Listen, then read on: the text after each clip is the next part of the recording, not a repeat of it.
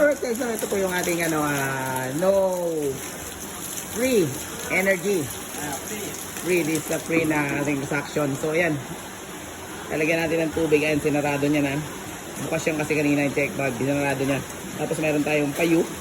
So baba is nakasarado, tatanggalin niya yung tubig. Tatanggalin yung baraso. So ayan na, labas na yung tubig. So diba? Free wheeling. This is the free. Wala tayong ginagamit na mechanism or energy, free energy to. Wala tayong ginagamit na kuryente or something. And makikita nyo, yun yung kulay green na yun is para yun sa harang ng isda, para hindi makapasok, para hindi lumabas dito. So kanina nakabukas to, gawa ng pinapasok natin ng tubig. Then mapuno dito. Pag napuno na at puno na dyan, sasarado natin yung check valve.